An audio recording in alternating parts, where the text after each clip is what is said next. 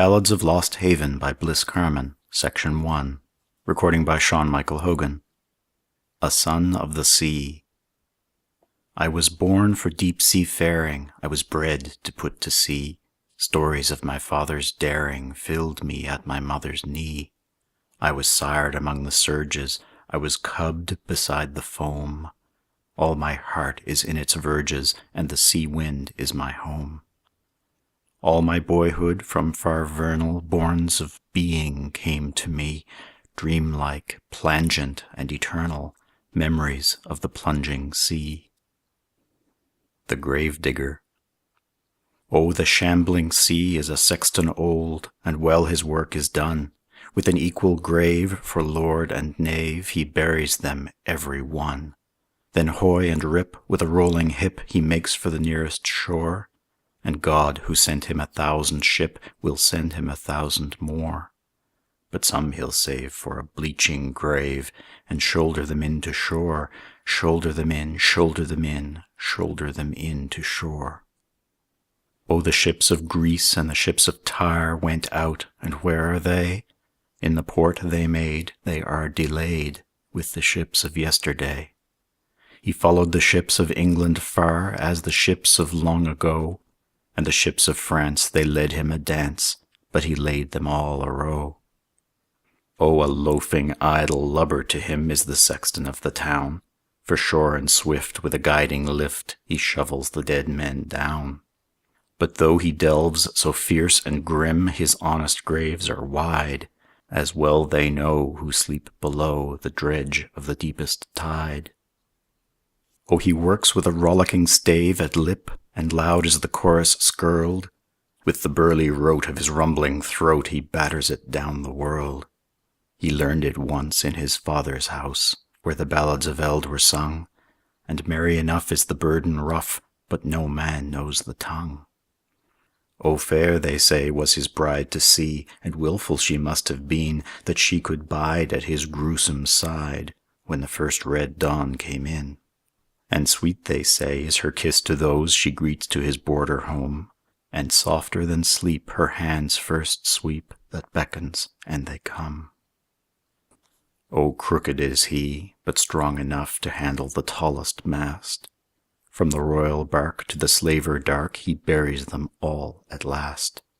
Then hoy and rip with a rolling hip he makes for the nearest shore, and God, who sent him 1,000 ship, will send him 1,000 more. But some he'll save for a bleaching grave, and shoulder them in to shore. Shoulder them in, shoulder them in, shoulder them in to shore. The Yule Guest. And Diana by the Yule log sat in the empty hall, and watched the goblin firelight caper upon the wall. The goblins of the hearthstone, who teach the wind to sing, who dance the frozen Yule away, and usher back the spring. The goblins of the Northland, who teach the gulls to scream, who dance the autumn into dust, the ages into dream. Like the tall corn was Yanna, bending and smooth and fair, his Yanna of the sea-gray eyes and harvest-yellow hair. Child of the low-voiced people who dwell among the hills, she had the lonely calm and poise of life that waits and wills. Only to-night a little, with grave regard she smiled, remembering the morn she woke and ceased to be a child. Outside the ghostly rampikes, those armies of the moon, stood while the ranks of stars drew on to that more spacious noon. While over them in silence waved on the dusk afar the gold flags of the northern light streaming with ancient war. And when below the headland the riders of the foam up from the misty border rode the wild grey horses home, and woke the wintry mountains with thunder on the shore, out of the night there came a weird and cried at Yanna's door. O Yanna, Adriana, they buried me away in the blue fathoms of the deep beyond the outer bay. But in the Yule, O Yanna, up from the round dim sea and reeling dungeons of the fog, I am come back to thee. The wind slept in the forest, the moon was white and high, only the shifting snow awoke to hear the Yule guest cry. "O Yanna, Yanna, Yanna, be quick and let me in, for bitter is the trackless way, and far that I have been." Then Yanna by the Yule log starts from her dream to hear a voice that bids her brooding heart shudder with joy and fear. The wind is up a moment and whistles at the eaves, and in his troubled iron dream the ocean moans and heaves. She trembles at the door lock that he is come again, and frees the wooden bolt for one no barrier could detain. "O Garvin, bonny Garvin, so late you come." The Yule log crumbles down and throws strange figures on the gloom. But in the moonlight pouring through the half-open door stands the grey guest of Yule and casts no shadow on the floor. The change that is upon him she knows not in her haste. About him her strong arms with glad impetuous tears are laced. She's led him to the fireside and set the wide oak chair, and with her warm hands brushed away the sea rime from his hair. "O Garvin, I have waited, have watched the red sun sink, and clouds of sail come flocking in over the world's grey brink, with stories of encounter on plank and mast and spar, but never the brave bark I launched and waved across the bar. How come you so unsignalled when I have watched so well? Where rides the Adriana with my name on boat and bell?"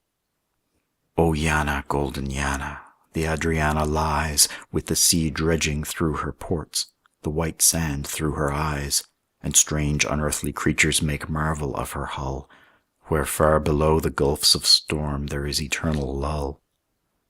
O Yanna, Adriana, this midnight I am here, because one night of all my life at Yuletide of the year, with the stars white in heaven and peace upon the sea, with all my world in your white arms, you gave yourself to me. For that one night, my Yanna, within the dying year, was it not well to love, and now can it be well to fear? O Garvin, there is heartache in tales that are half told. But thy cheek is pale tonight, and thy poor hands are cold. Tell me the course, the voyage, the ports and the new stars. Did the long rollers make green surf on the white reefs and bars? O Yanna, Adriana, though easily I found the set of those uncharted tides in seas no line could sound, and made without a pilot the port without a light, no log keeps tally of the knots that I have sailed tonight. It fell about mid-April, the trades were holding free. We drove her till the scuppers hissed and buried in the lee. O Yanna, Adriana, loose hands and let me go. The night grows red along the east, and in the shifting snow I hear my shipmates calling, sent out to search for me in the pale lands beneath the moon, along the troubling sea. O Garvin, bonny Garvin, what is the booming sound of canvas and the piping shrill as when a ship comes round? It is the shadow boatswain piping his hands to bend the looming sails on giant yards aboard the No Man's Friend. She sails for sunken harbour and ports of yesteryear. The turn are shrilling in the lift, the low wind gates are clear. O Yanna, Adriana, the little while is done. Thou wilt behold the brightening sea freshen before the sun, and many a morning redden the dark hill slopes of pine. But I must sail hull down tonight, below the grey sea line. I shall not hear the snowbirds their morning litany, for when the dawn comes over dale, I must put out to sea.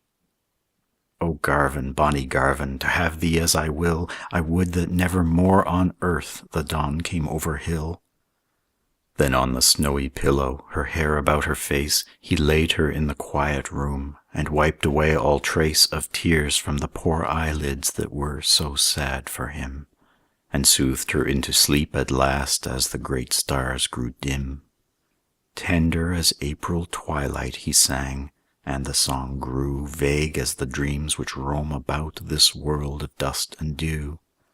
O Yanna, Adriana, dear love, look forth to sea, and all year long until the Yule, dear heart, keep watch for me.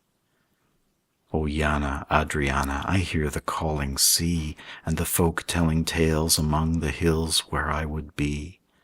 O Yana, Adriana, over the hills of sea the wind calls and the morning comes, and I must forth from thee. But Yana, Adriana, keep watch above the sea, and when the weary time is o'er, dear life, come back to me. O Garvin, bonny Garvin, she murmurs in her dream, and smiles a moment in her sleep to hear the white gulls scream. Then with the storm foreboding far in the dim grey south, he kissed her not upon the cheek, nor on the burning mouth, but once above the forehead before he turned away, and ere the morning light stole in, that golden lock was grey. O Yana, Adriana, the wind moans to the sea, and down the sluices of the dawn a shadow drifts alee. The Marring of Malin. 1. The Merrymakers. Among the wintry mountains beside the northern sea there is a merry-making as old can be. Over the river reaches, over the wastes of snow, halting at every doorway the white drifts come and go. They scour upon the open and mass along the wood the burliest invaders that ever man withstood. With swoop and whirl and scurry these riders of the drift will mount and wheel and column and pass into the lift. All night upon the marshes you hear their tread go by, and all night long the streamers are dancing on the sky. Their light in Malin's chamber is pale upon the floor, and Malin of the mountains is theirs for evermore. She fancies them a people in saffron and in green, dancing for her, for Malin is only 17. Out there beyond her window, from frosty deep to deep, her heart is dancing with them until she falls asleep. Then all night long through heaven, with stately to and fro, to music of no measure, the gorgeous dancers go. The stars are great and splendid, beryl and gold and blue, and there are dreams for Malin that never will come true. Yet for one golden Yuletide their royal guest is she, among the wintry mountains beside the northern sea. 2. A Sailor's Wedding. There is a Norland laddie who sails the round sea rim, and Malin of the mountains is all the world to him. The master of the snowflake bound upward from the line, he smothers her with canvas along the crumbling brine. He crowds her till she buries and shudders from his hand, for in the angry sunset the watch has sighted land. And he will brook no gainsay who goes to meet his bride, but their will is the wind's will who traffic on the tide. Make home, my bonny schooner, the sun goes down to light the gusty crimson wind hauls against the wedding night. She gathers up the distance, and grows and veers and swings, like any homing swallow with nightfall in her wings. The wind's white sources glimmer with shining gusts of rain, and in the Ardise country the spring comes back again. It is the brooding April, haunted and sad and dear, when vanished things return not with the returning year. Only when evening purples the light in Malin's dale, with sound of brooks and robins by many a hidden trail, with stir of lulling rivers along the forest floor, the dream folk of the gloaming come back to Malin's door. The dusk is long and gracious, and far up in the sky you hear the chimney swallows twitter and scurry by. The hyacinths are lonesome and white in Malin's room, and out at sea the snowflake is driving through the gloom. The whitecaps froth and freshen, in squadrons of white surge they thunder on to ruin, and smoke along the verge. The lift is black above them, the sea is murk below, and down the world's wide border they perish as they go. They comb and seethe and founder, they mount and glimmer and flee, amid the awful sobbing and quailing of the sea. They sheet the flying schooner in foam from stem to stern, till every yard of canvas is drenched from clew to earn. And where they move uneasy, chill is the light and pale. They are the skipper's daughters who dance before the gale. They revel with the snowflake, and down the close of day among the boisterous dancers she holds her dancing way. And then the dark has kindled the harbour light alee with stars and wind and sea room upon the gurly sea. The storm gets up to windward to heave and clang and brawl. The dancers of the open begin to moan and call. A lure is in their dancing, a weird is in their song. The snow-white skipper's daughters are stronger than the strong. They love the Norland sailor who dares the rough sea play. Their arms are white and splendid to beckon him away. They promise him for kisses a moment at their lips, to make before the morning the port of missing ships, where men put in for shelter and dreams put forth again, and the great sea winds follow the journey of the rain. A bridal with no morrow, no welling of old tears for him, and no more tidings of the departed years. For there of old were fashioned the chambers cool and dim in the eternal silence below the twilight's rim. The borders of that country are slumbrous and wide, and they are well who marry the fondlers of the tide. Within their arms immortal no mortal fear can be, but Malyn of the mountains is fairer than the sea. And so the scudding snowflake flies with the wind astern, and through the boding twilight are blown the shrilling tern. The light is on the headland, the harbour gate is wide, but rolling in with ruin the fog is on the tide. Fate, like a muffled steersman, sails with that Norland gloom. The snowflake in the offing is neck and deck with doom. Ha ha, my saucy cruiser, crowd up your helm and run. There'll be a merry-making tomorrow in the sun, a cloud of straining canvas, a roar of breaking foam. The snowflake and the sea-drift are racing in for home. Her heart is dancing shoreward, but silently and pale the swift, relentless phantom is hungering on her trail. They scour and fly together until across the roar he signals for a pilot, and death puts out from shore. A moment Malyn's window is gleaming in the lee, and then the ghost of wreckage upon the iron sea. Ah, Malyn, lay your forehead upon your folded arm, and hear the grim marauder shake out the reefs of storm. Loud laughs the surly skipper to feel the fog drive in, because a blue-eyed sailor shall wed his kith and kin.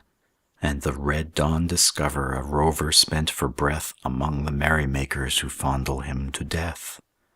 And all the snowy sisters are dancing wild and grand for him whose broken beauty shall slacken to their hand. They wanton in their triumph and skirl at Malyn's plight, lift up their hands in chorus and thunder to the night. The gulls are driven inland, but on the dancing tide the master of the snowflake is taken to his bride. And there, when daybreak yellows along the far sea plain, the fresh and buoyant morning comes down the wind again. The world is glad of April, the gulls are wild with glee, and Malyn on the headland alone looks out to sea. Once more that grey shipmaster smiles, for the night is done, and all his snow-white daughters are dancing in the sun. 3. The Light on the Marsh. The year grows on to harvest, the tawny lilies burn along the marsh, and hillward the roads are sweet with fern. All day the windless heaven pavilions the sea blue, then twilight comes and drenches the sultry dells with dew. The lone white star of evening comes out among the hills, and in the darkling forest begin the whippoorwills. The fireflies that wander, the hawks that flit and scream, and all the wilding vagrants of summer dusk and dream have all their will, and reck not of any after thing, inheriting no sorrow and no foreshadowing. The wind forgets to whisper, the pines forget to moan, and Malyn of the mountains is there among her own. Malyn, whom grief nor wonder can trouble nevermore, since that spring night the snowflake was wrecked beside her door. And strange her cry went seaward once, and her soul thereon, with the vast lonely sea winds, a wanderer, was gone. But she, that patient beauty which is her body fair, endures on earth still lovely, untenanted of care. The folk down at the harbour pity from day to day, with a God save you, Malyn, they bid her on her way. She smiles, poor feckless Malyn, the knowing smile of those whom the too sudden vision God sometimes may disclose of his wild, lurid world-wreck has blinded with its sheen. Then, with a fond insistence, pathetic and serene, they pass among their fellows for lost minds none can save, bent on their single business, and marvel why men rave. Now far away a sighing comes from the buried reef, as though the sea were mourning above an ancient grief. For once the restless mother of all the weary lands went down to him in beauty, with trouble in her hands, and gave to him forever all memory to keep. But to her wayward children oblivion and sleep, that no immortal burden might plague one living thing, but death should sweetly visit us vagabonds of spring. And so his heart forever goes inland with the tide, searching with many voices among the marshes wide, under the quiet starlight, up through the stirring reeds, with whispering and lamenting it rises and recedes. All night the lapsing rivers croon to their shingly bars the wizardries that mingle the sea wind and the stars. And all night long, wherever the moving waters gleam, the little hills hearken, hearken, the great hills hear and dream. And Malyn keeps the marshes all the sweet summer night, alone, foot free, to follow a wandering wisp light. For every day at sundown, at the first beacon's gleam, she calls the gulls, her brothers, and keeps a tryst with them. O gulls, white gulls, what see you beyond the sloping blue? And where aways the snowflake she's so long overdue? Then, as the gloaming settles, the hilltop stars emerge and watch that plaintive figure patrol the dark sea verge. She follows the marsh fire, her heart laughs and is glad. She knows that light to seaward is her own sailor lad. What are these tales they tell her of wreckage on the shore? Delay but makes his coming the nearer than before. Surely her eyes have sighted his schooner in the lift, but the great tide he homes on sets with an outward drift. So will-o'-the-wisp deludes her till dawn, and she turns home in unperturbed assurance, tomorrow he will come. This is the tale of Malyn, whom sudden grief so marred, and still each lovely summer resumes that sweet regard, the old unvexed eternal indifference to pain. The sea sings in the marshes, and June comes back again. All night the lapsing rivers lisp in the long dike grass, and many memories whisper the sea winds as they pass. The tides disturb the silence, but not a hindrance bars the wash of time where founder even the Gallian stars. And all night long, wherever the moving waters gleam, the little hills hearken, hearken, the great hills hear and dream. The Nancy's Pride. On the long slow heave of a lazy sea, to the flap of an idle sail, the Nancy's Pride went out on the tide, and the skipper stood by the rail. All down by the sleepy town, with the hollyhocks arow, in the little poppy gardens the sea had her in tow. They let her slip by the breathing rip, where the bell is never still, and over the sounding harbour bar, and under the harbour hill. She melted into the dreaming noon, out of the drowsy land, in sight of a flag of goldy hair, to the kiss of a girlish hand. For the lass who hailed the lad who sailed was, who but his April bride? And of all the fleet of grand Latite, her pride was the Nancy's Pride. So the little vessel faded down, with her creaking boom a swing, till a wind from the deep came up with a creep, and caught her wing and wing. She made for the lost horizon line, where the clouds a-castled lay, while the boil and seethe of the open sea hung on her frothing way. She lifted her hull like a breasting gull where the rolling valleys be, and dipped where the shining porpoises put ploughshares through the sea. A fading sail on the far sea line about the turn of the tide, as she made for the banks on her maiden cruise, was the last of the Nancy's Pride. Today a boy with goldy hair, in a garden of grand Latite, from his mother's knee looks out to sea for the coming of the fleet. They all may home on a sleepy tide, to the flap of the idle sail, but it's never again the Nancy's Pride that answers a human hail. They all may home on a sleepy tide to the sag of an idle sheet, but it's never again the Nancy's pride that draws men down the street. On the banks tonight a fearsome sight the fishermen behold, keeping the ghost watch in the moon when the small hours are cold. When the light wind veers and the white fog clears, they see by the after rail an unknown schooner creeping up, with mildewed spar and sail. Her crew lean forth by the rotting shrouds, with the judgment in their face, and to their mates, "God save you," have never a word of grace.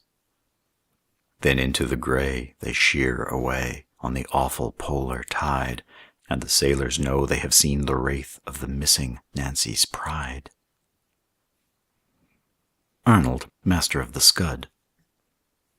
There's a schooner out from Kingsport, through the morning's dazzle gleam, snoring down the Bay of Fundy with a norther on her beam. How the tough wind springs to wrestle when the tide is on the flood, and between them stands young Daring, Arnold, Master of the Scud. He is only Martin's youngster to the Minas coasting fleet, 12-year-old and full of Satan as a nut is full of meat.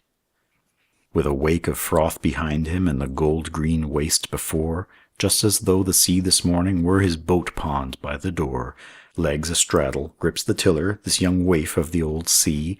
When the wind comes harder, only laughs hurrah and holds her free. Little wonder as you watch him with the dash in his blue eye. Long ago his father called him Arnold, Master, on the sly. While his mother's heart foreboded, reckless father makes rash son. So today the schooner carries just these two, whose will is one. Now the wind grows moody, shifting point by point into the east. Wing and wing the Scud is flying with her scuppers full of yeast. And the father's older wisdom on the sea line has descried, like a stealthy cloud bank making up to windward with the tide, those tall navies of disaster, the pale squadrons of the fog, that maraud this grey world border without pilot chart or log, ranging wanton as marooners from Minudi to Manan. "Heave to and we'll reef, my master," cries he, when no will of man spills the foresail, but a clumsy wind-flaw with a hand like stone hurls the boom round. In an instant, Arnold, Master there alone, sees a crushed corpse shot to seaward with the grey doom in its face, and the climbing foam receives it to its everlasting place. What does Arnold, Master, think you? Whimper like a child for dread? That's not Arnold, foulest weather, strongest sailors ever bred. And this slip of taut seafaring grows a man who throttles fear. Let the storm and dark in spite now do their worst with valor here. Not a reef and not a shiver, while the wind jeers in her shrouds, and the flouts of foam and sea fog swarm upon her deck in crowds, flies the Scud like a mad racer, and with iron in his frown, holding hard by wrath and dreadnought, Arnold, Master, rides her down. Let the taffrail shriek through foam heads, let the licking seas go glut, elsewhere their old hunger baffled, Arnold's making for the gut. Cleft sheer down, the sea-wall mountains give that one port on the coast, made, the basin lies in sunshine, missed, the little Scud is lost. Come now, foghorn, let your warning rip the wind to starboard there. Suddenly that burly-throated welcome ploughs the cumbered air. The young master hauls a little, crowds her up and sheets her home, heading for the narrow entry whence the safety signals come. Then the wind lulls, and an eddy tells of ledges whereaway veers the Scud, sheet free, sun breaking, through the rifts, and there's the bay. Like a bird in from the storm beat, as the summer sun goes down, slows the schooner to her moorings by the wharf at Digby town. All the world next morning wondered. Largest letters there it stood, "Storm in Fundy, a boy's daring, Arnold, Master of the Scud." The Ships of St. John. Smile, you inland hills and rivers, flush, you mountains in the dawn, but my roving heart is seaward with the ships of grey St. John. Fair the land lies, full of August, Meadow Island, shingly bar, open barns and breezy twilight, peace and the mild evening star. Gently now this gentlest country the old habitude takes on, but my wintry heart is outbound with the great ships of St. John. Once in your wide arms you held me, till the man-child was a man. Canada, great nurse and mother of the young sea-roving clan. Always your bright face above me through the dreams of boyhood shone. Now far alien countries call me with the ships of grey St. John. Swing, you tides, up out of Fundy, blow, you white fogs, in from sea. I was born to be your fellow, you were bred to pilot me. At the touch of your strong fingers, doubt the derelict is gone. Sane and glad I clear the headland with the white ships of St. John. Loyalists, my fathers, builded this grey port of the grey sea, when the duty to ideals could not let well-being be. When the breadth of scarlet bunting puts the wreath of maple on, I must cheer too, slip my moorings with the ships of grey St. John. Peerless-hearted port of heroes, be a word to lift the world, till the many see the signal of the few once more unfurled. Past the lighthouse, past the nun-buoy, past the crimson rising sun, there are dreams go down the harbour with the tall ships of St. John. In the morning I am with them as they clear the island bar, fade till speck by speck the midday has forgotten where they are. But I sight a vaster sea line, wider leeway, longer run, whose discoverers return not with the ships of grey St. John. The King of Ys. Wild across the Breton country, fabled centuries ago, riding from the Black Sea border came the squadrons of the snow. Piping dread at every latch-hole, moaning death at every sill, the white Yule came down in vengeance upon Ys and had its will. Walled and dreamy stood the city, wide and dazzling shone the sea, when the gods set hand to smother Ys, the pride of Brittany. Morning drenched her towers in purple, light of heart were king and fool. Fair forebodes the merry-making of the 7 days of Yule. Laughed the king, "Once more, my mistress, time and place and joy are one." Bade the balconies with banners match the splendor of the sun. Eyes of urchins shine with silver, and with gold the pavement ring. Bade the war horns sound their bravest in "The Mistress of the King." Mountebanks and ballad mongers and all strolling traffickers should block up the market corners with none other name than hers. Laughed the fool, "Today, my folly, thou shalt be the King of Ys." O wise fool, how long must wisdom under motley hold her peace? Then the storm came down, the valleys wailed and ciphered to the dune, like huge organ pipes, a midnight stalked those gala streets at noon. And the sea rose, rocked and tilted like a beaker in the hand, till the moon-hung tide broke tether and stampeded in for land. All day long with doom portentous, shreds of pennons shrieked and flew over Ys, and black fear shuddered on the hearthstone all night through. Fear, which freezes up the marrow of the heart from door to door, like a plague went through the city, and filled up the devil's score, filled her tally of the craven to the sea wind's dismal note, while a panic superstition took the people by the throat. As with morning still the sea rose with vast wreckage on the tide, and their pasture rills, grown rivers, thundered in the mountain side. "Vengeance, vengeance, gods to vengeance!" rose a storm of muttering, and the human flood came pouring to the palace of the king. "Save, O king, before we perish in the whirlpools of the sea, Ys thy city, us thy people." Growled the king then, "What would ye?" But his wolf's eyes talked defiance, and his bearded mouth meant scorn. "O our king, the gods are angry, and no longer to be borne Is the shameless face that greets us from thy windows, at thy side smiling infamy, and therefore thou shalt take her up, and ride down with her into the sea's mouth, and there leave her, else we die, and thy name goes down to story, a new word for cruelty.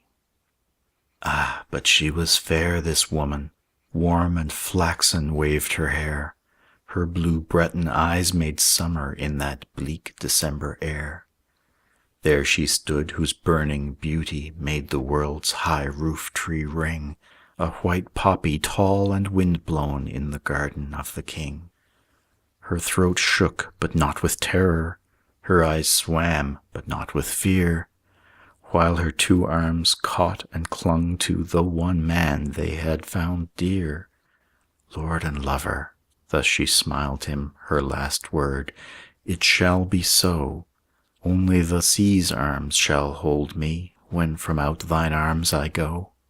Swore he, by the gods, my mistress, thou shalt have queen's burial. Pearls and amber shall thy tomb be, shot with gold and green thy pall, and a million-throated chorus shall take up thy dirge to-night, where thy slumber's starry watch-fires shall 1,000 years be bright. Then they brought the coal-black stallion, chafing on the bit. Astride sprang the young king, shouted, "Way there!" caught the girl up to his side, and a path through that scared rabble rode in pageant to the sea, and the coal-black mane was mingled with gold hair against his knee.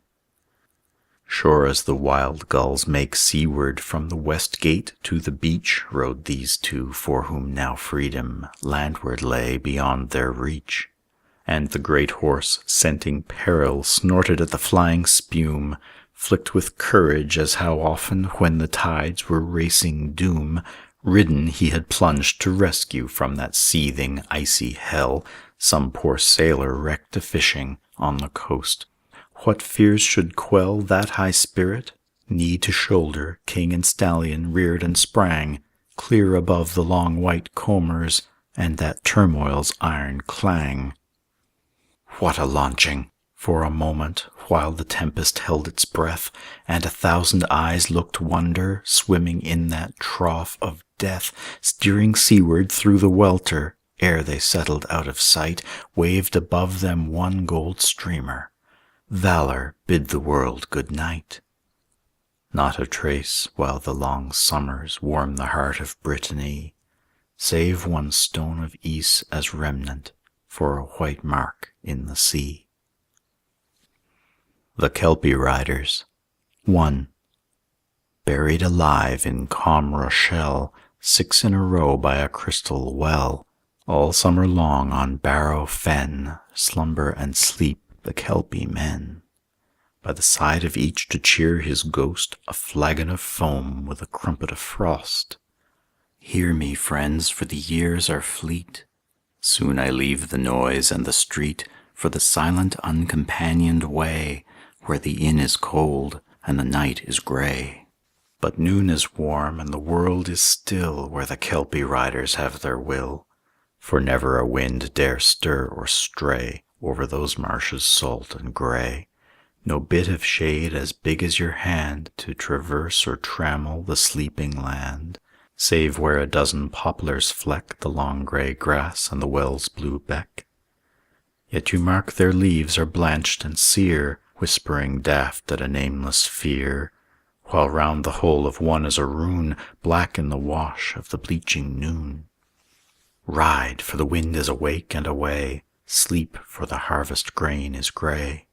No word more, and many a mile a ghostly bivouac, rank and file, they sleep today on the marshes wide, some far night they will wake and ride.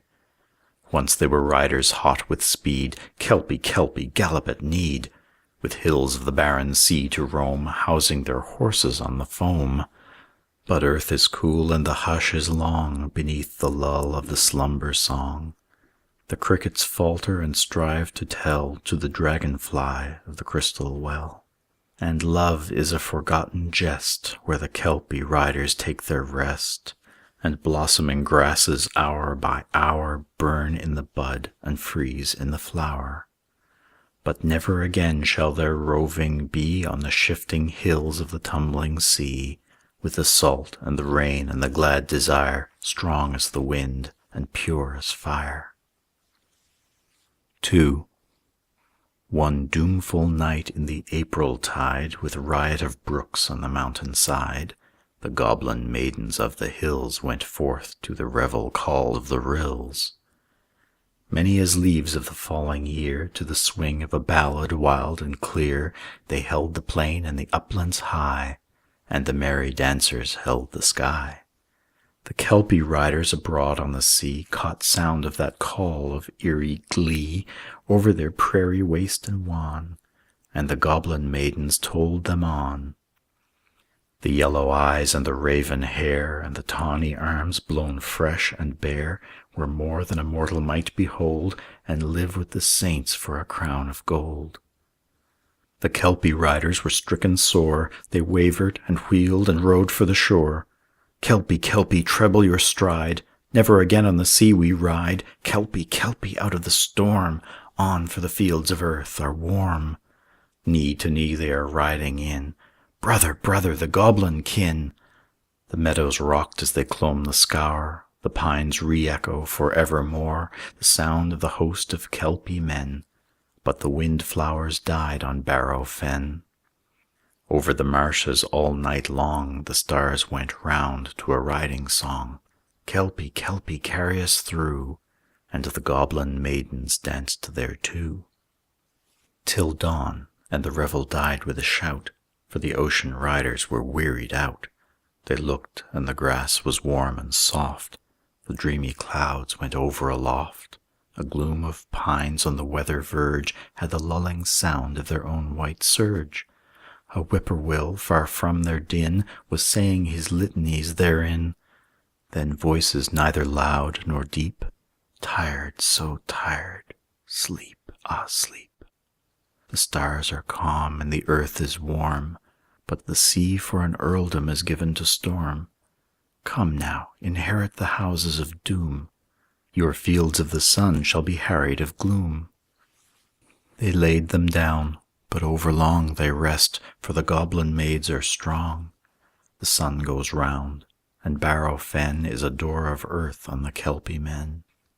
Buried at dawn, asleep, unslain, with not a mound on the sunny plain, hard by the walls of calm Rochelle, row on row by the crystal well. And never again are they free to ride through all the years on the tossing tide, barred from the breast of the barren foam, where the heart within them is yearning home, for one long drench of the surf to quell the cursing doom of the goblin spell. Only when bugling snows alight to smother the marshes dark and white, or a low red moon peers over the rim of a winter twilight crisp and dim, with a sound of drift on the buried lands, the goblin maidens loose their hands. A wind comes down from the sheer blue north, and the Kelpie riders get them forth. 3. Twice have I been on Barrow Fen, but the son of my son is a man since then. Once, as a lad, I used to bear St. Louis' cross through the chapel square, leading the choristers' surpliced file slow up the dusk cathedral aisle. I was the boy of all Rochelle, the poor old father trusted well. But one clear night in the winter's heart I wandered out to that place apart. The shafts of smoke went up to the stars, straight as the northern streamer spars from the town's white roofs, so still it was. The night in her dream let no word pass, nor even a breath that one could feel, only the snow shrieked under my heel. Yet it seemed when I reached the poplar hole, the ghost of a voice was crying, "Skoal! Rouse thee and drink, for the well is sweet, and the crystal snow is good to eat." I heeded little, but stooped on my knee, and ate of a handful dreamily. 'Twas cool to the mouth, and slaking at first, but the lure of it was ill for thirst. The voice cried, "Soul of the mortal span, art thou not of the Kelpie clan? What are you doing there in the ground, Kelpie rider, and never a sound to roam the night but the ghost of a cry?" Ringing and swift there came reply, "He is asleep where thou art afraid, in the tawny arms of a goblin maid." Then I knew the voice was the voice of a girl, and I marveled much, while a little swirl of snow leaped up far off on the plain of sparkling dust and died again. For what do the cloisters know, think ye, of women's ways? They be hard to see. Again the voice cried, Kin of my kin, the child of the sun shall win, shall win. 'Twas an evil weird that so befell, yet I leaned and drank of the bubbling well. I looked for my face in the crystal spring, but the face that flickered there was a thing to make the nape of your neck grow chill, and every vein surge back and thrill with a passion for something not their own, in a life their life has never known. For raven hair and eyes like the sun are merry but dour to look upon. She smiled through her lashes under the wave, and my soul went forth her bartered slave. I swore, by St. Louis I'll come to thee, though I ride to my doom in the gulfs of the sea. Thy Kelpie rider shall wake and rue his ruined life in the loss of you. Then I fled in the start of a terror of joy, o'er leagues where a legion might deploy. For the acres of snow were level and hard, every flake like a crystal shard. I was the runner of all Rochelle, could run with the hounds on Harrock fell, and something stark as a gust of the sea had a grip of the whimsy boy in me. I ran like the drift on the ice low curled when the winds of Yule are abroad on the world. Sudden, the beat of a throbbing sound lost in the core of the blue profound. Kelpie, Kelpie, Kelpie, come! Was it my heart? But my heart was numb. Kelpie, Kelpie! Was it the sea? Far on at the verge of Barrow Lee, I saw like an army, shield and casque, the breakers roll in the roads of Basque. Kelpie, Kelpie! Was it the wolves? In the dusk of pines where night dissolves to streamers and stars through the mountain gorge, I heard the blast of a giant forge. Then I knew the wind was awake from the north, and the ocean riders were freed and forth. Time, there is time, now gallop my heart, ere the black riders disperse and depart. The dawn is late, but the dawn comes round, and Fleetfoot Jean has the wind of a hound. The hue and cry of the Kelpie horde was growing and grim on that white seaboard. It rolled and gathered and died and grew far off to the rear. A smile thereto I turned. A fathom behind my ear a rider rode with a shadowy leer. I sickened and sped. He laughed aloud. Wind for a mourner, snow for a shroud. On and on, half blown, half blind, shadow and self, and the wind behind. I slackened, he slackened. I fled, he flew. In a swirl of snowdrift all night through, I scoured along the gusty fen, a quarry for hunting Kelpie men. But only one could hold at my side. Brother, brother, I love thy stride. Wilt thou follow thy whim to win my merry maid of the goblin kin? I swerved from my trail, for he haunted my ear with his moaning jibe and his shadowy leer. So by good hap as we sped it fell, I fetched a circuit back for the well. Like a spilth of spume on the crest of the bore, when the combing tides make in for shore, that runner ran whose love was a wraith, but the rider rode with revenge in his teeth. Another league, and I touched the goal, the mystic rune on the poplar bole, when the dusky eyes and the raven hair and the lithe brown arms shall greet me there. I ran like a harrier on the trace, in the leash of that ghoul, and the wind gave chase. A furlong now, I caught the gleam of the bubbling well with its tiny stream. An arrowy burst, I cleared the beck, and the Kelpie rider bestrode my neck. Dawn. The still red winter dawn. I awoke on the plain, the wind was gone. All gracious and good as when God made the living creatures, and none was afraid. I stooped to drink of the wholesome spring under the poplars whispering. Face to my face in that water clear, the Kelpie rider's jabbering leer. Ah, God, not me, I was never so. Sainted Louis, who can know the lords of life from the slaves of death? What help avail the speeding breath of the spirit that knows not self's abode, when the soul is lost that knows not God? I turned me home by St. Louis' Hall, where the red sun burns on the windows tall, and I thought the world was strange and wild, and God with his altar only a child. 4. Again one year in the prime of June, I came to the well in the heated noon, leaving Rochelle with its red roof tiles by the pottery gate before St. Giles. There where the flower market is, where every morning up from Dupreece the flower girls come by the long white lane that skirts the edge of Barrow Plain. To the north, the city wall in the sun.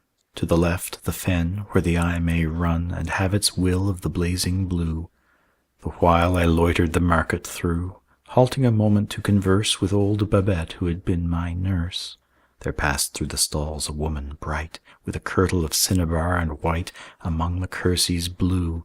And I said, "Who is it, Babette, with lifted head and the startled look, possessed and strange, under the paint, secure from change?" "Ah, Sir Jean, do ye not ken of the eerie folk of Barrow Fen?" I blenched, and she knew too well I wist the fearsome fate of the goblin tryst. "The street is a cruel home, Sir Jean, but a weird uncanny drives her on. 'Tis a bitter tale for Christian folk how once she dreamed and how she woke. Ay, ay, I passed and reached the spring where the poplars kept their whispering, hid for an hour in the shade in the rank marsh grass of a tiny glade. There crossed the moor from the town afar, in kirtle of white and cinnabar, a wanderer on that plain of tears, bowed with a burden not of the years, as one that goeth sorrowing for many an unforgotten thing. To the crystal well, as the sun drew low, there came that harridan of woe. She stooped to drink, I heard her cry, "Ah, God, how tired out am I!" I called him by the dearest name a girl may call. I have my shame. Yet death is crueler than life, once they said, for all the strife. And so I lived, but the wild will, broken and bitter, drives to ill. And now I know what no one saith, that love is crueler than death. How I did love him! Is love too high, my God, for such lost folk as I? Her tears went down to the grass by the well, in that passion of grief, and where they fell, wind flowers trembled pale and white. A craven, I crept away from the sight, and turned me home to St. Louis' Hall, where the sunflowers burn by the eastern wall. The vesper frankincense that day rose to the rafters and melted away, and was no more than a cloud that stirs among the spires of Norway firs.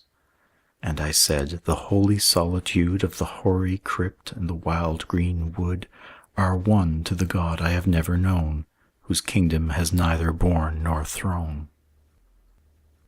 5.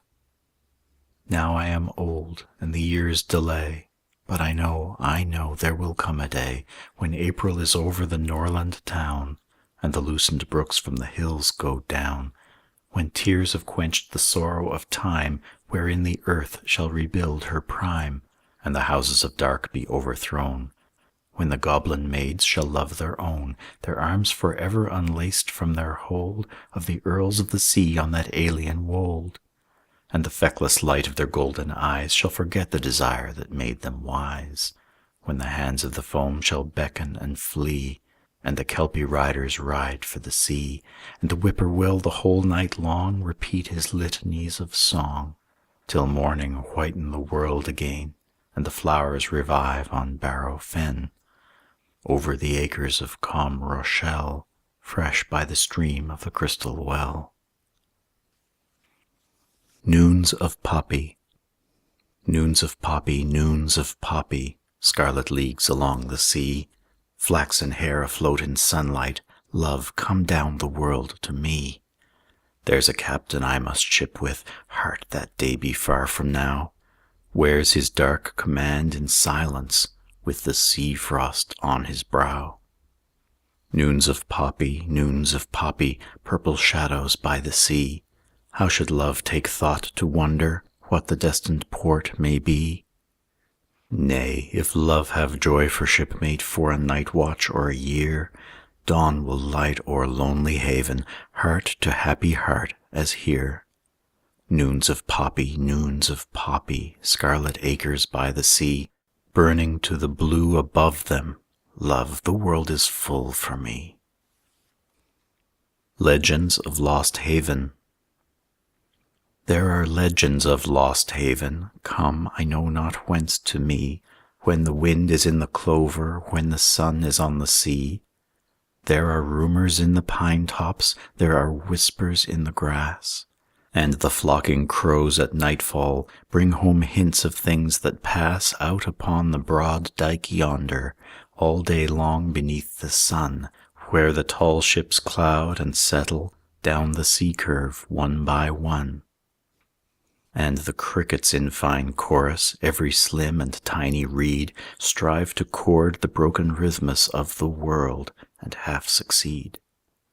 There are myriad traditions treasured by the talking rain, and with memories the moonlight walks the cold and silent plain, where the river tells his hill tales to the lone complaining bar, where the midgets thread their dances to the yellow twilight star, where the blossom bends to hearken to the bee with velvet bands. There are chronicles enciphered of the yet uncharted lands. All the musical marauders of the berry and the bloom sing the lure of soul's illusion, out of darkness, out of doom. But the sure and great evangel comes when half alone I hear, at the rosy door of silence, Love, the Lord of speech, draw near. Then for once across the threshold, darkling spirit, thou art free, as thy hope is every ship makes some lost haven of the sea. The Shadow Boatswain. Don't you know the sailing orders? It is time to put to sea, and the stranger in the harbor sends a boat ashore for me. With the thunder of her canvas coming on the wind again, I can hear the shadow boatswain piping to his shadow men. Is it firelight or morning, that red flicker on the floor? Your goodbye was braver, sweetheart, when I sailed away before. Think of this last lovely summer. Love, what ails the wind tonight? What's he saying in the chimney turns your berry cheek so white? What a morning! How the sunlight sparkles on the outer bay, where the brig lies waiting for me to trip anchor and away. That's the Doomkeel, you may know her by her clean run aft, and then, don't you hear the shadow boatswain piping to his shadow men? Off the freshening sea to windward, is it a white tern I hear, shrilling in the gusty weather, where the far sea line is clear? What a morning for departure! How your blue eyes melt and shine! Will you watch us from the headland till we sink below the line? I can see the wind already steer the scurf marks of the tide, as we slip the wake of being down the sloping world and wide. I can feel the vasty mountains heave and settle under me, and the Doomkeel veer and shudder, crumbling on the hollow sea. There's a call, as when a white gull cries and beats across the blue. That must be the shadow boatswain piping to his shadow crew. There's a boding sound, like winter when the pines begin to quail. That must be the gray wind moaning in the belly of the sail. I can feel the icy fingers creeping in upon my bones. There must be a berg to windward somewhere in these border zones. Stir the fire. I love the sunlight, always loved my shipmate's son. How the sunflowers beckon to me from the dooryard one by one. How the royal lady roses strew this summer world of ours. There'll be none in Lonely Haven. It is too far north for flowers. There, sweetheart, and I must leave you. What should touch my wife with tears? There's no danger with the master. He has sailed the sea for years. With the sea wolves on her quarter and a white bone in her teeth, he will steer the shadow cruiser, dark before and doom beneath, down the last expanse till morning flares above the broken sea, and the midnight storm is over, and the isles are close alee. So some twilight, when your roses are all blown and it is June, you will turn your blue eyes seaward through the white dusk of the moon, wondering as that far sea cry comes upon the wind again, and you hear the shadow boatswain piping to his shadow men. The Master of the Isles. There is rumor in Dark Harbor, and the folk are all astir, For a stranger in the offing draws them down to gaze at her in the gray of early morning, black against the orange streak, making in below the ledges, with no colors at her peak. Something makes their hearts uneasy as they watch the long black hull, for she brings the storm behind her, while before her there is lull. With no pilot and unspoken, where the dancing breakers are, presently she veers and races in across the roaring bar, rounds and luffs and comes to anchor, while the wharf begins to throng. Silence falls upon the women, and misgiving stirs the strong. Then with some obscure foreboding, as a gray-haired watcher smiles, they perceive the fearless captain is the master of the isles. They recall the bleak December many streaming years ago, when the stranger had been sighted driving shoreward with the snow, when the master came among them with his calm and courtly pride, and had sailed away at sundown with pale Dora for his bride. How again he came one summer when the herring schools were late, and had cleared before the morning with old Alec's son for mate. There was glamour with the master, he had tales of far-off seas, but his habit and demeanor were of other lands than these. He had never made the harbor, but there sailed away with him wife or child or friend or lover, leaving eyes to strain and swim, strain and wait for their returning. Yet they never had come back, for the pale wake of the master is a wandering, fading track.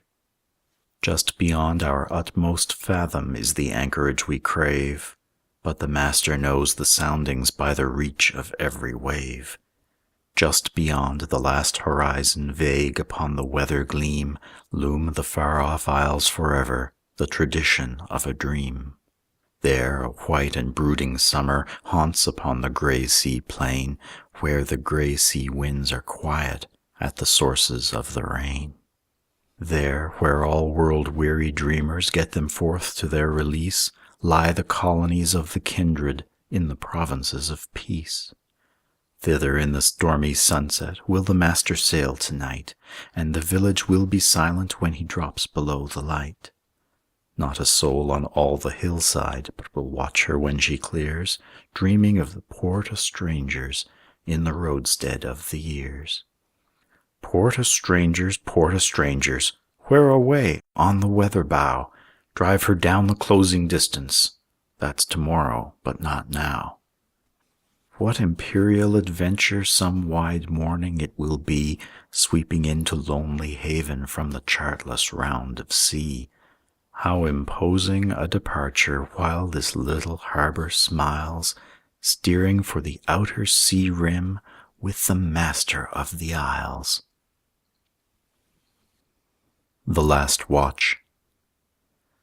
Comrades, comrades, have me buried like a warrior of the sea, with a flag across my breast and my sword upon my knee, steering out from vanished headlands for a harbor on no chart, with the winter in the rigging, with the ice wind in my heart, down the bournless slopes of sea-room, with the long gray wake behind.